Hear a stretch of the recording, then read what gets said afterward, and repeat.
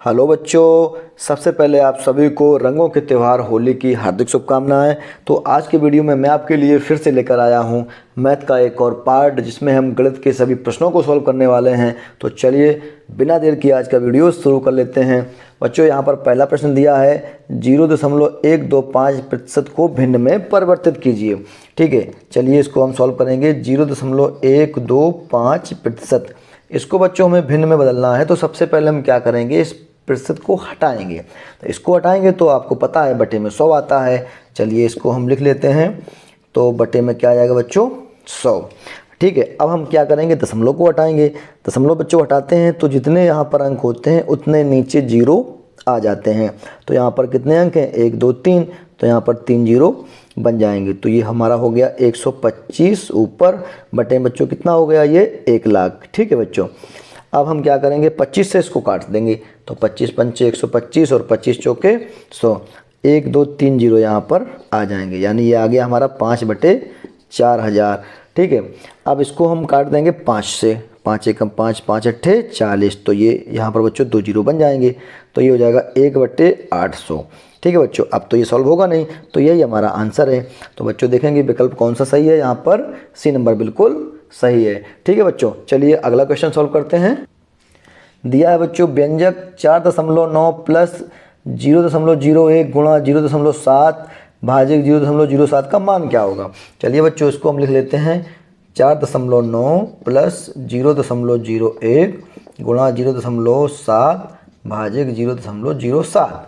सबसे पहले बच्चों क्या करेंगे, हम कोष्टक के अंदर जो भी संख्या होती है उसको सॉल्व करेंगे। तो कोष्टक के अंदर बच्चों ये संख्या दी है, इसका हम गुणा कर देंगे। तो चलिए इसको हम लिख लेते हैं।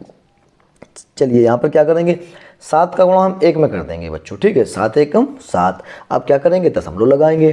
दशमलव यहाँ पर 1 अंक बाद है, यहाँ पर 2 अंक बाद है, तो कुल मिलाकर 1 2 3 अंक बाद। तो यहाँ पर बच्चों 1 अंक दिया है, तो यहाँ पर जो 2 जीरो बना के दशमलव यहाँ पर रख देंगे। ठीक है, इसके बाद यहाँ पर दिया था भाजक 0.07। अब बच्चों हम यहाँ पर क्या करेंगे कि अब भाग देंगे। तो इस यहाँ पर बच्चों ये भाग हमें करना पड़ेगा, तो इसका भाग हमें इसमें देना है। ठीक है, तो भाग देने के लिए भी क्या बच्चों टेक्निक होती है। सबसे पहले ये देखते हैं कि संख्या कौन सी दी है। यहाँ पर भी बच्चों 7 दिया है एक तरह से, यहाँ पर भी 7 दिया है। तो आप ये मान लीजिए दशमलव इसमें है ही नहीं। 7 का 7 में भाग देंगे तो कितनी बार जाएगा, 1 बार जाएगा। ठीक है, अब हम ये देखते हैं कि दशमलव इसमें कितने अंक बाद है। तो इसमें बच्चों 3 अंक बाद है। ठीक है, यहाँ पर छोटा सा हम 3 लिख देंगे। इसमें दशमलव कितने अंक बाद है, 2 अंक बाद है। तो बच्चों 3 में से अगर हम 2 घटाएंगे तो कितना आएगा बच्चों, 1 आएगा। अब यहाँ पर नियम ये होता है कि जितने अंक यहाँ पर दिए होते हैं, मतलब घटाने के बाद जो अंक आते हैं उतने अंक बाद दशमलव लग जाता है। तो घटाने पर यहाँ पर 1 आया, तो दशमलव यहाँ पर 1 अंक पहले यहाँ पर इस तरह से लग जाएगा। ठीक है, तो इसका इसमें भाग दिया तो दशमलव 1 आया। तो यहाँ पर ये 4.9 तो पहले से ही दिया हुआ था, प्लस दशमलव 1। अब बच्चों इसमें अगर हम दशमलव 1 जोड़ेंगे तो देखिएगा 4.9 में इस तरह से दशमलव 1 बच्चों यहाँ पर रख के हम जोड़ देंगे। तो 9 और 1 कितना हो जाएगा, 10 दशमलव, और 4 और 1 हासिल आया था ना इसमें, तो ये हो गया 5।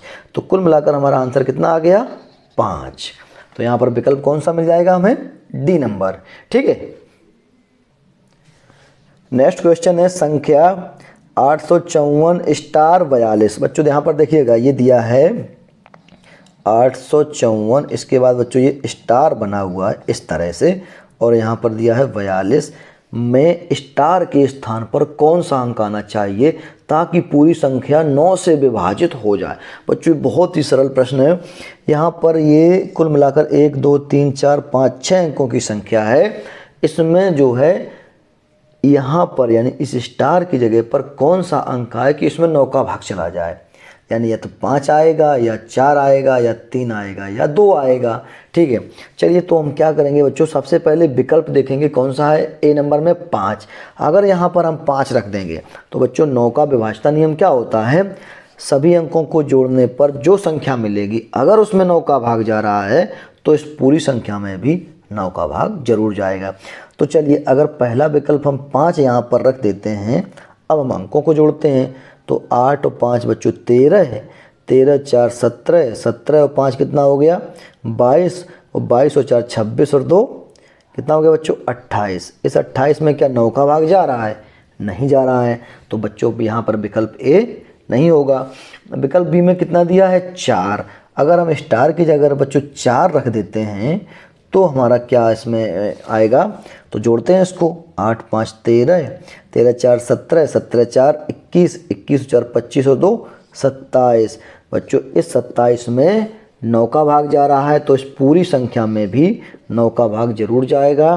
तो हमारा विकल्प कौन सा सही हो जाएगा बच्चों? 4, यानी ये विकल्प नंबर बी हमारा बिल्कुल सही होगा। ठीक है बच्चों, चलिए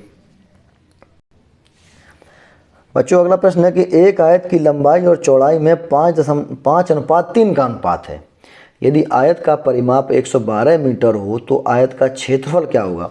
बच्चों ये आयत दिया हुआ है, ठीक है, यहाँ पर लंबाई और चौड़ाई में अनुपात दिया है 5 और 3 का अनुपात। तो बच्चों हम मान लेंगे कि लंबाई है 5x और चौड़ाई है 3x।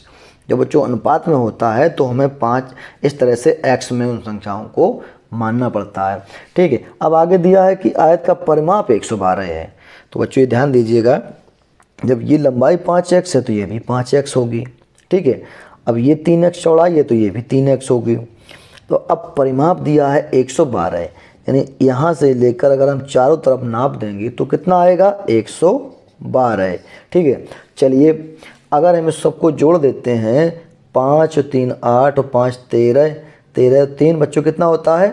16, यानी 16x बराबर कितना हो गया? 112।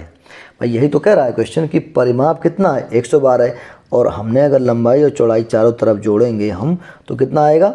16x। तो 16x बराबर 112, तो x बराबर क्या हो जाएगा? 112/16। तो 16 का भाग देंगे तो 16 सत्ते 112। तो बच्चों x का मान कितना आ गया? 7। ठीक है, अब हमसे पूछा जा रहा है कि आयत का क्षेत्रफल क्या होगा। तो बच्चों जब हम x का मान हमने 7 निकाल लिया तो हम लंबाई निकाल देंगे। लंबाई कितनी थी? 5x। तो बच्चों यहाँ पर लंबाई कितनी हो जाएगी? तो लंबाई हो जाएगी हमारी 5x। तो x की जगह पर 7 रखेंगे तो 7 का 5 में गुणा होगा तो कितना होगा बच्चों? 35। ठीक है, और चौड़ाई कितनी हो जाएगी? चौड़ाई कितनी थी? 3x। तो 3 का बच्चों 7 में गुणा होगा तो 21 हो जाएगा। ठीक है, तो लंबाई 35 और चौड़ाई 21। अब हम आराम से इसका क्षेत्रफल निकाल देंगे। इस लंबाई का चौड़ाई में गुणा कर देंगे तो हमारा क्षेत्रफल निकल आएगा। ठीक है, 35 गुणा 21 करेंगे तो 21 पंचे 105, हासिल की आएगी 10, 21 3 63 और 10 बच्चों कितना होता है? 73, यानी 735 वर्ग मीटर हमारा क्या आ गया? क्षेत्रफल। तो यहाँ पर देखेंगे 735 किस में है बच्चों? ये ए नंबर में है, 735 वर्ग मीटर। तो ए विकल्प हमारा बिल्कुल। अगला प्रश्न है बच्चों कि यदि 8 नींबू का क्रय मूल्य 6 नींबू के विक्रय मूल्य के बराबर हो तो प्रतिशत लाभ क्या होगा? यानी कि 8 नींबू जितने के खरीदे जाते हैं उतने के 6 नींबू बेचे जाते हैं। तो हम यहाँ पर मान लेंगे कि 8 नींबू का क्रय मूल्य 100 रुपये है। ठीक है, माना 8 नींबू का क्रय मूल्य, ठीक है बच्चों, क्रय मूल्य हमने मान लिया कि 100 रुपये है। तो 6 नींबू का विक्रय मूल्य भी 100 रुपये होगा। तो 6 नींबू का बच्चों विक्रय मूल्य कितना होगा? 100 रुपये होगा।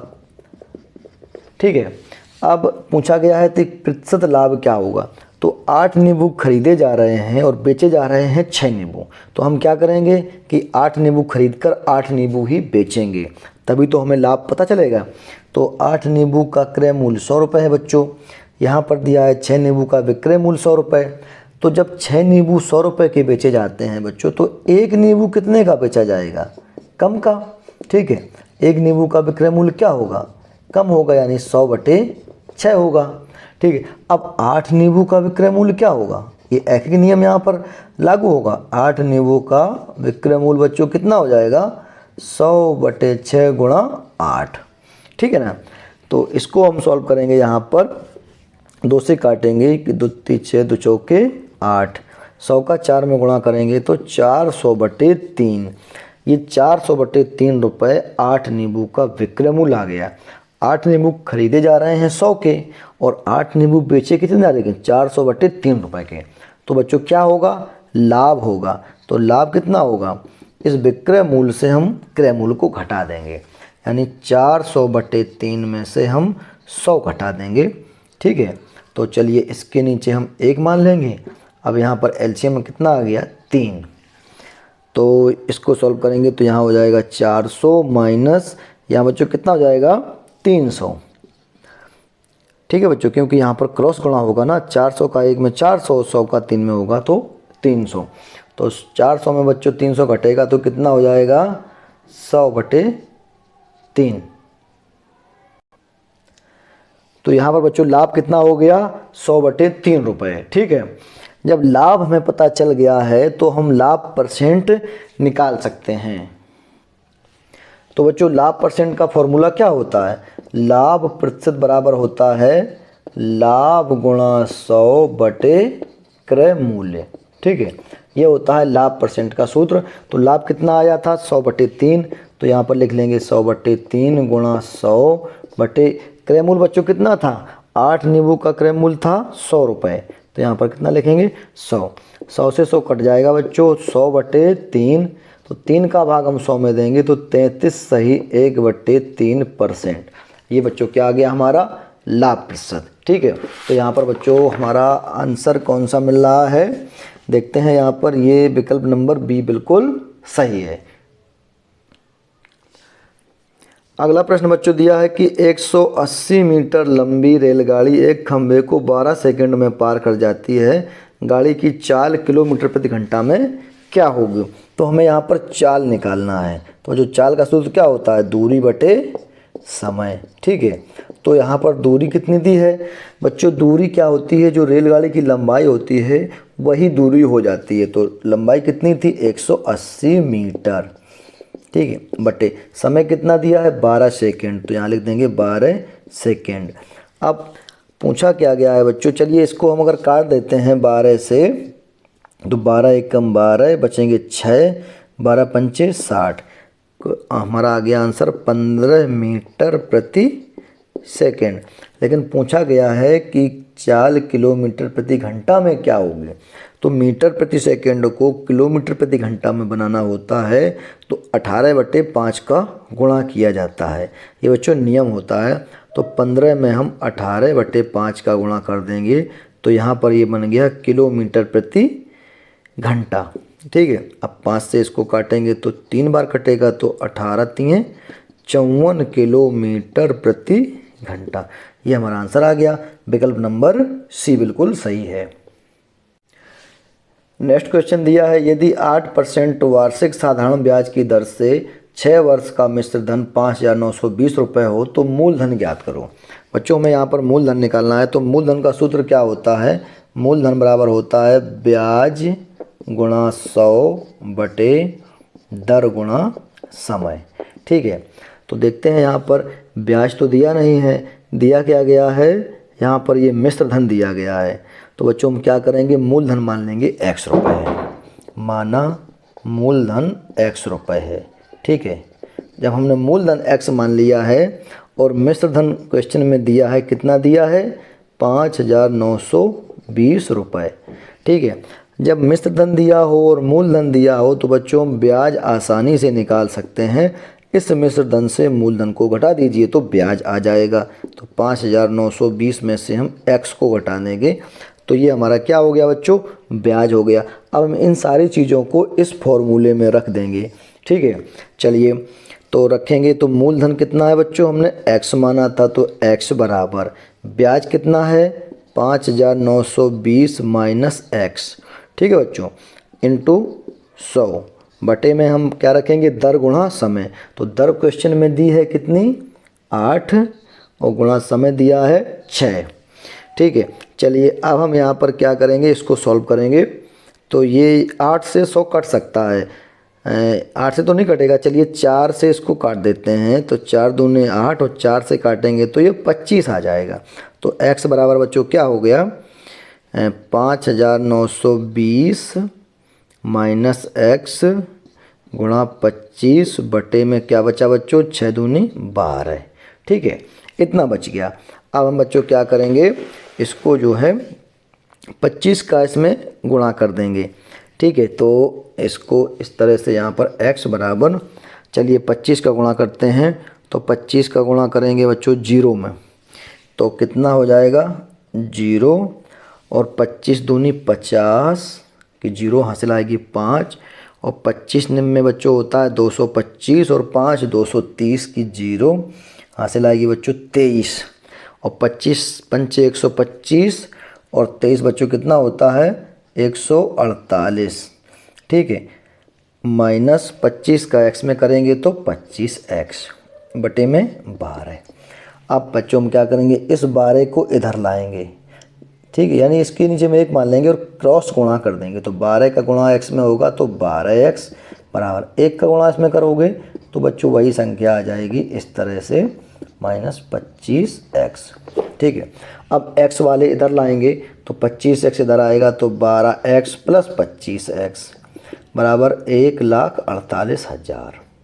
इसको हम रख देंगे तो 25 और 12 बच्चों कितना होता है 37x बराबर 1,48,000। ठीक है, अब x बराबर क्या होगा, 37 को उधर ले जाएंगे तो ये बटे में चला जाएगा इस तरह से। अब बच्चों 37 से हम 148 काट देंगे तो कितनी बार कटेगा, 4 बार कटेगा। ठीक है, इसके बाद ये 3 जीरो यहाँ पर आ जाएंगे तो x का मान कितना आ गया 4,000 रुपये। तो यही हमसे पूछा गया था कि मूलधन कितना है, तो मूलधन कितना होगा 4,000 रुपये। तो यहाँ पर विकल्प नंबर डी बिल्कुल सही है। अगला प्रश्न है संख्या 43,215 तथा इन्हीं अंकों को आरोही क्रम में रखने से बनी संख्या में कितना अंतर है।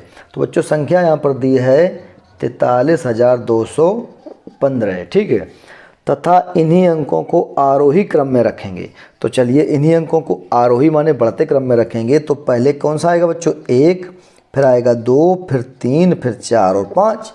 अब क्या कह रहा है सवाल कि इसका अंतर कितना होगा। चलिए इसको घटा देते हैं, आंसर आ जाएगा 5 में 5 गया 0, यहाँ पर 11 में से 4 गए बच्चों 7, यहाँ बचेगा 1 तो ये 11 हो जाएगा, 11 में 3 जाएंगे 8, यहाँ बचेंगे 2 में 2 जाएंगे बच्चों 0। ठीक है, और 4 में से गया 3, 30,870। तो विकल्प नंबर हमारा सी बिल्कुल सही है। अगला प्रश्न है कि राम 180 रुपये लेकर बाजार गया, वह 8 रुपये प्रति दर्जन की दर से 96 केले तथा 1.25 प्रति पेंसिल की दर से 75 पेंसिल खरीदता है। यदि उसने रुपये 20 आने जाने में खर्च किए तो उसके पास कितने रुपए शेष बचे। बच्चों बहुत ही सरल प्रश्न है, बस हमें करना कुछ नहीं है, इसको जोड़ना है। दिया गया है कि राम 180 रुपये लेकर बाजार गया, उसने क्या किया कि 8 रुपये प्रति दर्जन की दर से 96 केले खरीदे। अब बच्चों 96 जो केले हैं आप ये बताइए कितने दर्जन हैं। ठीक है, तो ये बच्चों हो जाएंगे, अब अगर इसमें 12 के भाग देंगे तो 12 अट्ठे 96, तो ये हो गए 8 दर्जन। तो 8 दर्जन उसने केले खरीदे, कितने के भाव से 8 रुपये प्रति दर्जन के भाव से ही खरीदे। भाई क्वेश्चन में दिया है कि 8 रुपये प्रति दर्जन की दर से उसने 96 केले खरीदे, यानी 1 दर्जन केले 8 रुपये के हैं तो बच्चों 96 केले में कितने होते हैं 8 दर्जन। तो 96 केले का मूल्य क्या होगा, जब 1 दर्जन है 8 रुपये का तो 8 दर्जन कितने के होंगे 8 अट्ठे 64 रुपये। ठीक है, ये तो केले हो गए। अब दिया है 1 रुपये 25 पैसे प्रति पेंसिल की दर से 75 पेंसिल उसने खरीदी। तो एक पेंसिल है 1.25 की, तो बच्चों 75 पेंसिल कितने की होंगी, ज़्यादा की होंगी। चलिए इसका हम गुणा कर लेते हैं। ठीक है, तो 75 का गुणा हम करेंगे 125 में तो आएगा 9,375। ठीक है, दशमलव लगेगा 2 अंक बाद, तो ये हो गया 93 रुपये 75 पैसे। इसके बाद उसने क्या किया कि यदि उसने 20 रुपये आने जाने में खर्च किए, बच्चों 20 रुपये और खर्च कर दिए। ठीक है, तो अब उसके पास कितने रुपए शेष बचे। तो बच्चों सबको हम जोड़ लेंगे, ये तो हो गए केले। ठीक है, ये हो गए बच्चों पेंसिल और ये आने जाने में खर्च किए। चलिए इन तीनों संख्याओं को हम जोड़ देंगे। तो जोड़ने के लिए बच्चों देखना 0.75 तो आ ही जाएगा लास्ट में। इसके बाद 4 और 3 7 यानी 7 हो गया ये, और 6 और 9 6 15, 15 और 2 17, 177 रुपये 75 पैसे तो उसके खर्च हो गए और 180 रुपये वो लेकर बाजार गया था। तो कितने बचेंगे, इसमें से हम 180 में से इसको घटा देंगे। ठीक है बच्चों, तो 180 में से हम क्या करेंगे, 177.75 को घटाएंगे, तो यहाँ पर दशमलव लगा के 2 जीरो बना देंगे। इसको आप घटा लेंगे तो 10 में से 5 जाएगा 5, यहाँ बचेगा बच्चों 9 में से 7 जाएगा 2, और बच्चों यहाँ कितना बचेगा, 9 में से 7 जाएगा 2, तो यहाँ बचेगा बच्चों 7 में 7 गया कुछ नहीं, यानी 2 रुपये और 25 पैसे, इतने पैसे उसके पास शेष बचेंगे। चलिए देखते हैं कौन सा विकल्प सही है। 2 रुपये 25 पैसे यानी 2.25, ये बी नंबर विकल्प हमारा बिल्कुल सही है। अगला प्रश्न है, यदि किस वार्षिक ब्याज की दर से 300 रुपये का साधारण ब्याज 5 वर्ष में 120 रुपये होगा।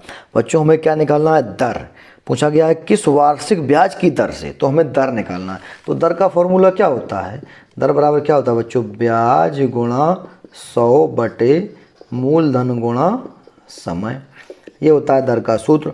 तो हम यहाँ पर ब्याज लिख देंगे, ब्याज कितना क्वेश्चन में दिया है, ब्याज दिया है बच्चों, यानी 300 रुपये का ब्याज 120 रुपये होगा, तो ब्याज हो गया बच्चों 120 गुणा 100 बटे मूलधन कितना है 300, और समय बच्चों कितना दिया था, समय दिया था 5 वर्ष। इसको हम सॉल्व करेंगे तो 2 जीरो से 2 जीरो काट देंगे। ठीक है बच्चों, 3 से काट देंगे 120, 40 आएगा, और 5 से 40 काटेंगे तो 8 आएगा, तो दर आ गई 8%। ठीक है, तो हमारा विकल्प कौन सा सही है, ये डी नंबर। अगला प्रश्न है 51 नंबर, भिन्नों 2/5, 3/4, 5/6 और 8/9 में सबसे बड़ी तथा सबसे छोटी भिन्नों का योग कितना होगा। तो यहाँ पर हम पहले सबसे बड़ी भिन्न निकालेंगे और सबसे छोटी, दिया गया है 2/5, ठीक है, इसके बाद 3/4 और 5/6 और 8/9। चलिए सबसे बड़ी और सबसे छोटी पहले निकालते हैं। तो क्या करेंगे बच्चों, सबसे सरल तरीका होता है इस हर का भाग अंश में दे दीजिए। तो 5 का भाग बच्चों इस 2 में देंगे तो 0.4 आएगा। ठीक है, इसके बाद 4 का भाग इसमें 3 में देंगे तो 4 सत्ते 28, 0.7 आएगा। 6 का भाग 5 में देंगे बच्चों तो 6 अट्ठे 0.8 ये आएगा। इसके बाद चलिए 9 का भाग 8 में देंगे तो 9 अट्ठे 72, और बचेंगे बच्चों कितने 8, फिर हो जाएगा 9 अट्ठे 72। चलिए ये हमने निकाल लिया। अब हमें मालूम चल गया कि कौन सबसे बड़ी और कौन सबसे छोटी। तो यहाँ पर बच्चों ये सबसे छोटी है और ये सबसे बड़ी है। अब हमें यानी ये सबसे छोटी और ये सबसे बड़ी। अब बच्चों हमें इसका क्या निकाल देना है, अंतर निकाल देना है। यही अंतर ही तो पूछा गया है, नहीं देखते हैं क्या पूछा गया है, योग पूछा गया बच्चों। तो हमें इनको दोनों को जोड़ देना है। तो 8/9 में हम 2/5 को जोड़ देंगे, भाई ये सबसे बड़ी और सबसे छोटी। चलिए इसको हम जोड़ेंगे तो 9 और 5 का बच्चों लघुत्तम कितना आएगा, ये 45 आएगा। ठीक है, अब हम इसको चलिए 8 पंचे यहाँ हो गया 40 और 9 दूनी 18, 40 और 18 बच्चों कितना होता है, ये होता है बच्चों 58/45। चलिए आंसर देखते हैं किस तरह से दिया है। आंसर बच्चों सही बटे में दिया है, तो हम 45 का भाग देंगे इसमें 58 में, तो 45 का हम 58 में भाग देंगे तो 45 एकम 45 बचेंगे बच्चों कितने यहाँ पर 13, यानी 1 सही 13/45, 1 सही 13/45। ये विकल्प हमारा कौन इसमें दिया है, 1 सही 13/45, विकल्प नंबर डी बिल्कुल सही दिया है। नेक्स्ट प्रश्न है बच्चों, ए, बी और सी एक काम को क्रमशः 20, 24 तथा 30 दिन में कर सकते हैं। तीनों मिलकर 3 दिन में कितना काम करेंगे। यह काम और समय का प्रश्न है। चलिए इसको सॉल्व करते हैं। भाई दिया गया है कि 3 व्यक्ति हैं ए, बी, सी। ए करता है बच्चों 20 दिन में और बी करता है 24 दिन में, ठीक है, और सी करता है उसको 30 दिन में। तो सबसे पहले बच्चों हम क्या करते हैं, इन तीनों का एलसीएम निकाल लेते हैं। इन तीनों का एलसीएम कितना आएगा, 120 आएगा। इनका लासा 120 आ गया। अब हम तीनों व्यक्तियों की कार्य क्षमता निकालेंगे। तो 20 का भाग देंगे इसमें तो 6 बार जाएगा, 24 का इसमें देंगे तो 5 बार जाएगा, 30 का इसमें देंगे तो 4 बार जाएगा। यानी यह क्या है बच्चों, तीनों की कार्य क्षमता है। ए करता है एक दिन में 6 काम, बी करता है एक दिन में 5 काम और सी करता है एक दिन में 4 काम। अब पूछा गया है तीनों मिलकर 3 दिन में कितना काम करेंगे। तो बच्चों पहले हम इनकी कार्य क्षमता को जोड़ देंगे। तो 6 और 5 11, 11 और 4 15, यानी तीनों मिलकर एक दिन में 15 काम करेंगे। अब एक दिन में तीनों 15 काम करते हैं तो 3 दिन में कितना करेंगे बच्चों? 15 तियाँ 45 काम करेंगे। जब 3 दिन में 45 काम करेंगे, कहा गया है कि 3 दिन में कितना काम करेंगे। तो जब 45 काम कर दिया, पूरा काम था 120, तो इसको हम बच्चों काट देंगे। 5 से कट रहा है ये, 5 निम 45 और 5 दूनी 10, 5 चौको 20, 9/24, फिर ये 3 से कट रहा है, 3 तिरके 9, 3 अट्ठे 24, बच्चों आ गया 3/8 भाग। यही बच्चों हमारा क्या है? आंसर है। तो यहाँ पर विकल्प कौन सा सही है? विकल्प यहाँ पर बी नंबर बिल्कुल सही है। अगला प्रश्न दिया है, यदि एक घन का आयतन 1331 घन मीटर है तो उस घन का संपूर्ण पृष्ठ कितना होगा। भाई दिया है घन का आयतन, ठीक है, घन का आयतन है 1331 घन मीटर। हमें निकालना है घन का संपूर्ण पृष्ठ। तो सबसे पहले हम घन की भुजा निकालेंगे। तो घन के आयतन का सूत्र क्या होता है बच्चों? भुजा पे घात 3। भाई आयतन दिया है 1331, इसका मतलब क्या होता है? भुजा पे घात 3 कितनी है? 1331। तो भुजा का हम ये क्यूब हटाएंगे बच्चों, तो यहाँ पर घनमूल लग जाएगा, ठीक है। तो इसका हम घनमूल निकाल देंगे। तो 11 गुणा 11 गुणा 11, 11 में 11 121 और 121 का 11 में गुणा करेंगे तो 1331 हो जाएगा। तो बच्चों इसका घनमूल कितना आ गया? 11 आ गया। अब हम घन का संपूर्ण पृष्ठ आसानी से निकाल देंगे, ठीक है। संपूर्ण पृष्ठ का सूत्र क्या होता है बच्चों? 6 गुणा भुजा पे घात 2, ये होता है इसका सूत्र। तो यहाँ पर हम मान रखेंगे 6 गुणा 11 पे घात 2, तो इसका हो जाएगा बच्चों 6 गुणा 11 का 11 में गुणा होगा तो 121। अब 6 का गुणा हम 121 में कर देंगे तो 6 एकम 6, 6 दूनी 12 और 6 एकम 6 और 1 7, 726 वर्ग मीटर। बच्चों ये ध्यान रखना, संपूर्ण पृष्ठ हमेशा वर्ग मीटर में लिखा जाता है।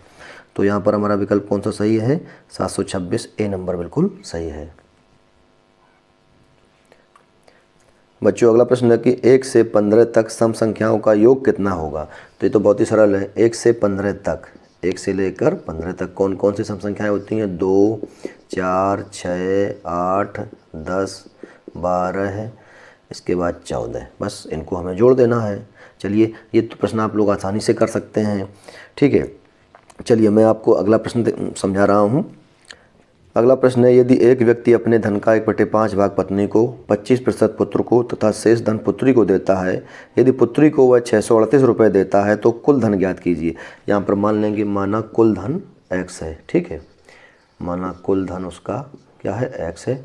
अब उसने क्या किया? अपनी पत्नी को 1/5 भाग दिया, तो लिखेंगे यहाँ पत्नी को दिया। पत्नी को दिया कितना? 1/5, यानी इसका 1/5, x का 1/5, यानी कितना होगा? x/5। इसके बाद उसने क्या किया? पुत्र को दिया 25%, पुत्र को दिया, यहाँ पर लिखेंगे पुत्र को दिया, पुत्र को दिया 25%। किसका 25%? x का 25%, ठीक है बच्चों। तो इसको हम सॉल्व करेंगे तो x गुणा ये हो जाएगा 25/100, इसको काटेंगे 25 से 25, 25 चौके 100, यानी x/4 भाग ये उसने अपने पुत्र को दिया। इसके बाद पुत्री को दिया 638, यहाँ लिखेंगे पुत्री को दिया, पुत्री को उसने दिया कितना? 638 रुपये, इस तरह से, ठीक है। अब पूछा गया कुल धन क्या है, तो कुल धन उसका कितना था? x, और तीनों जगह उसने बांट दिया, पत्नी को दिया, पुत्र को दिया और पुत्री को दिया। तो अगर तीनों को जोड़ देंगे तो ये x हो जाएगा, ठीक है बच्चों। अब हम क्या करेंगे? इन तीनों भागों को जोड़ेंगे तो x के बराबर हो जाएगा। तो यानी x जो कुल धन था वो 3 जगह बटा, ये दिया उसने अपनी पत्नी को, प्लस ये दिया अपनी पुत्री को, और प्लस 638 रुपये उसने अपनी पुत्री को दे दिया। अब इसको हम सॉल्व करेंगे बच्चों, तो ये x वाले भाग हम इधर ले आएंगे, ठीक है। तो x तो ये पहले से ही था, इसके बट्टे में 1 मान लेंगे। अब ये दोनों इधर आएंगे तो ये हो जाएंगे माइनस में x/5, ये भी माइनस का x/4, ओके। यहाँ बचेगा 638। इसको बच्चों सॉल्व करेंगे तो यहाँ पर क्या कर देंगे? इनका एलसीएम आ जाएगा कितना? 20, ठीक है बच्चों, एलसीएम 20 आ गया। अब इसको सॉल्व करेंगे, 1 का भाग 20 में तो 20 एकम 20x हो जाएगा, माइनस 5 का भाग 20 में 4 बार तो ऊपर हो जाएगा बच्चों 4x। इसी तरह से इसमें 4 का देंगे तो 5 बार जाएगा तो ऊपर हो जाएगा माइनस का 5x, बराबर में कितना था बच्चों 638। ठीक है, अब इसमें से 20 में से ये दोनों घट जाएंगे, 5 4 9x, तो बचेगा बच्चों कितना 11x बटे 20 बराबर 638।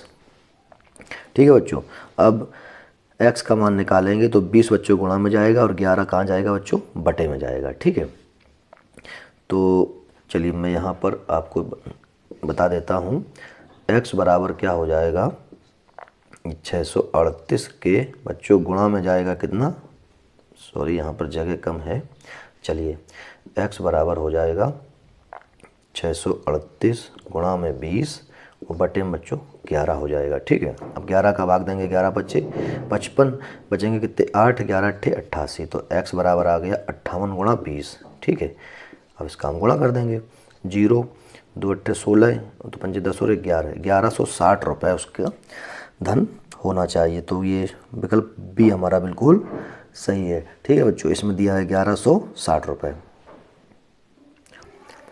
अगला प्रश्न बच्चों, रोहन ने 180 पृष्ठों की एक पुस्तक के 108 पृष्ठ पढ़ लिए हैं, अब उससे कितने प्रतिशत पृष्ठ पढ़ना शेष है। ये तो बहुत ही सरल है, कुल मिला के 180 पृष्ठ थे। ठीक है, पृष्ठ माने पन्ने, 108 पन्ने पढ़ लिए, 108 पढ़ लिए, अब कितने पढ़ना शेष है, तो पहले घटा लीजिए, तो 10 में से 8 जाएगा 2 बच्चे, यहाँ पर 7 यानी 72 पढ़ना भी शेष है। अब कह रहा है कितने प्रतिशत पृष्ठ पढ़ना शेष है, अब हम परसेंटेज निकालना है, यानी ये 72 जो होता है ये 180 पृष्ठों का कितने परसेंटेज है, तो बच्चों 72 बटे 180, भाई टोटल 180 पृष्ठ थे, उसमें से 72 अभी शेष हैं, तो इसका हम परसेंटेज इस तरह से निकाल लेंगे।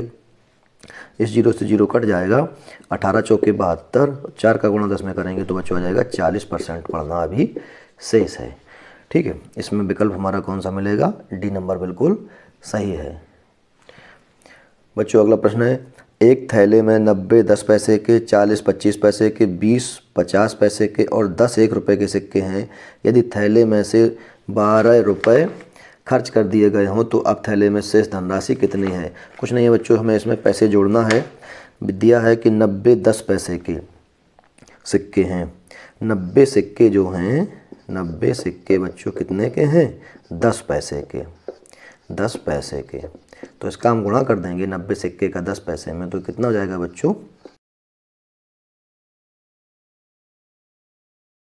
9 रुपये। ठीक है, ये हो गया 9 रुपये। आगे दिया है 40 सिक्के हैं 25 पैसे के, यानी 40 सिक्के बच्चों कितने के हैं 25 पैसे के, तो इसमें हम गुणा कर देंगे, तो 25 चौके 100, 1000 पैसे हो गए बच्चों ये, तो इसका मतलब क्या हो गया ये 10 रुपये। ठीक है ना। आगे कह रहा है कि 20 50 पैसे के 20 सिक्के कितने के हैं बच्चों, 20 सिक्के हैं 50 पैसे के, गुणा करेंगे हम, तो इसमें गुणा करेंगे तो ये भी बच्चों हो जाएगा 1000 पैसे, तो इसमें भी हो गया ये 10 रुपये। आगे कह रहा है कि 10 1 रुपये के सिक्के हैं, यानी 10 सिक्के कितने के हैं बच्चों 1 1 रुपये के, ये 1 रुपये के हैं यहाँ पर, ये तो बच्चों पैसे के थे यहाँ पर, तो 10 सिक्कों का 1 रुपये में गुणा करेंगे तो बच्चों सीधा सीधा हो जाएगा ये 10 रुपये।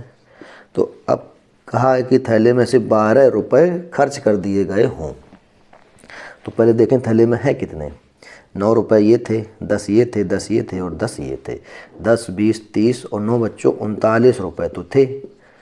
बहुत ही सरल है ये, इसमें से 12 खर्च कर दिए, बचेंगे कितने, घटा दीजिए, 9 में से 2 जाएगा तो 7, इधर बच्चों 3 में से 1 जाएगा तो 27 रुपये अभी बचे होंगे उसमें। ठीक है बच्चों, तो विकल्प हमारा इसमें कौन सा मिल रहा है, ये ए नंबर बिल्कुल सही है। शेष धनराशि कितनी है 27 रुपये। बच्चों नेक्स्ट क्वेश्चन है 5 8 15 18 का लघुत्तम समापवर्त कितना है। तो इसमें तो बच्चों एलसीएम निकालना है, आप बड़ी आसानी से निकाल सकते हैं। अगला प्रश्न बच्चों, संख्या 78,988 को निकटतम 1000 में लिखने पर क्या आएगा। तो इसको मैं आपको बता देता हूँ, 78,988, ठीक है, निकटतम 1000 में लिखना है बच्चों। ठीक है, 1000 में, तो देखिएगा, इकाई दाई सैकड़ा हज़ार, इस पर ध्यान दीजिए, हमें इसको चेंज करना पड़ेगा। जिसको निकटतम बनाना होता है उसी में थोड़ा बहुत चेंज होता है। वो कैसे होता है, उसके पहले वाली संख्या को देखकर। तो इसके पहले कौन सी आती है बच्चों, ये सैकड़ा। सैकड़े में कितना दिया है, 9।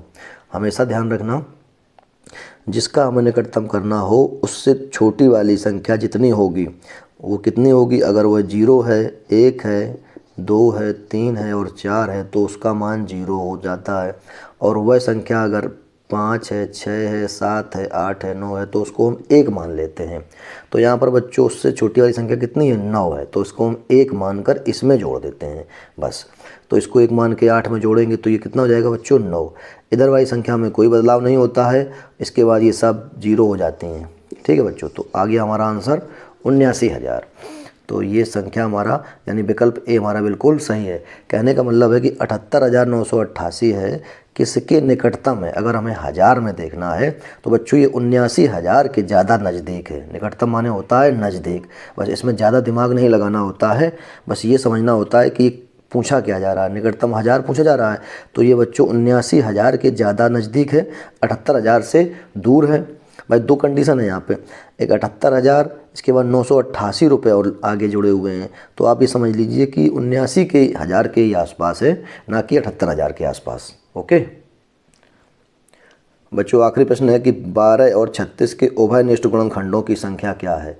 बहुत ही इंपॉर्टेंट है, चलिए मैं आपको समझा देता हूँ। उभयनिष्ठ गुणनखंड, ठीक है बच्चों, समझ लीजिए इसको। गुणनखंड क्या होता है पहले ये देखिए, 12 और 36, तो हम 12 के गुणनखंड निकालेंगे पहले। 12 के गुणनखंड, चलिए गुणनखंड बच्चों वो होता है जिन संख्याओं का भाग इसमें चला जाए। 1 का भाग जाएगा इसमें, 2 का जाएगा, 3 का जाएगा इसमें, 4 का जाएगा और 6 का जाएगा, इसके बाद 12 का जाएगा। अब हम 36 के गुणनखंड निकालेंगे। ठीक है, तो 36 के गुणनखंड कौन कौन से होते हैं, 1 का भाग जाएगा इसमें, 2 का जाएगा, 3 का भी जाएगा, 4 का भी जाएगा, इसके बाद बच्चों 6 का भी जाएगा और इसके बाद 9 का जाएगा। 9 जाने के बाद में 12 का जाएगा, 12 का जाने के बाद बच्चों 18 का जाएगा, फिर 36 का जाएगा। ये गुणनखंड होते हैं। गुणनखंड वो संख्याएं होती हैं जिनसे वह संख्या पूरी पूरी कट जाए। भाई 12 था, 1 का भी जाएगा इसमें, 2 का भी, इस तरह से ये इतने गुणनखंड हो गए 12 के, और 36 के बच्चों ये हो गए। अब पूछा जा रहा है उभयनिष्ठ। बच्चों उभयनिष्ठ का मतलब क्या होता है, कॉमन, यानी दोनों में कॉमन कितने हैं। तो देखिएगा, 1 इसमें भी है, इसमें भी है, 1 तो ये कॉमन है, 2 भी कॉमन है, ठीक है, 3 भी कॉमन है, 4 भी है, ठीक है, 6 भी है, ठीक है बच्चों, इसके बाद ये 12 भी है। ठीक है, यानी ये 1 2 3 4 5 6, ये 6 गुणनखंड बच्चों कॉमन हैं। तो यही हमें इसमें पूछा जा रहा है कितने गुणनखंड इसमें उभयनिष्ठ हैं। तो ये बी नंबर विकल्प हमारा बिल्कुल सही है। तो बच्चों उम्मीद करता हूँ कि आज का वीडियो आपको अच्छा लगा होगा। ऐसे ही आप प्रैक्टिस करते रहिए। जल्दी मिलते हैं आपसे अगले वीडियो में, तब तक के लिए थैंक्स फॉर वॉचिंग।